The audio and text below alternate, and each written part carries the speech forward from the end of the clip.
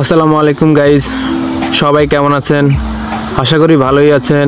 আমিও আপনাদের দোয়া ও ভালোবাসা ভালো আছি। তো আমার ফার্স্ট ব্লগ হতে যাচ্ছে, আর এই ব্লগটি আমার লাইফে প্রথম। আর আমার কাছে কোনো ক্যামেরাম্যানও ছিল না, আবার আমি ক্যামেরাম্যান নিজেই। তো যাই হোক, চলেন ঘুরে আসি। তো আমি এখন বাসে উঠলাম, এখন বাস ছাড়বে।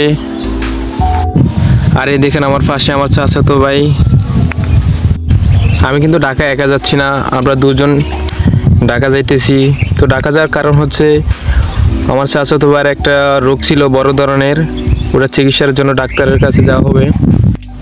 প্রায় আমরা 4-5 ঘন্টার মধ্যে ঢাকায় পৌঁছলাম। এখন ঢাকায় এসে কি করব সেটা নিয়ে ভাবতে লাগলাম।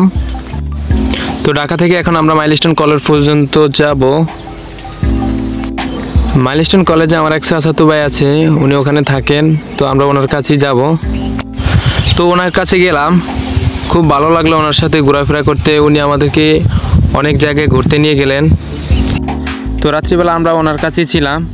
সকালবেলা আবার 7টার দিকে নাস্তা করে ওনার কাছ থেকে বিদায় নিয়ে চলে গেলাম মেট্রো রেলে। আমরা এখন ট্রেনে উঠব। তো আমরা রাত্রিবেলা ওনার কাছে ছিলাম, আবার সকালবেলা 7টার দিকে নাস্তা করে ওনার কাছ থেকে বিদায় নিয়ে চলে গেলাম মেট্রো রেলে। আমরা এখন ট্রেনে উঠব।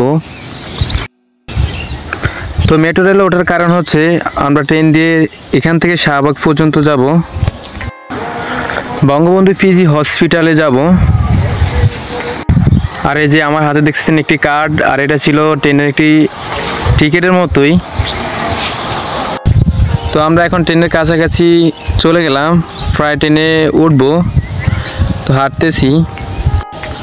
আমার ক্যামেরাম্যান না থাকায় আমি ভয়েসটা পরে বলতেছি। যদি ক্যামেরাম্যান থাকতো তাহলে সামনে থেকেই সব বলতে পারতাম, তো সেজন্য দুঃখিত। তো আমরা এখন ট্রেনে উঠবো, প্রায় ট্রেনে ওঠার সময় চলে এসেছে। তো দেখুন ট্রেনের ভিতরে, এই যে দেখতেছেন আমরা এখন ট্রেনের ভিতরে আছি।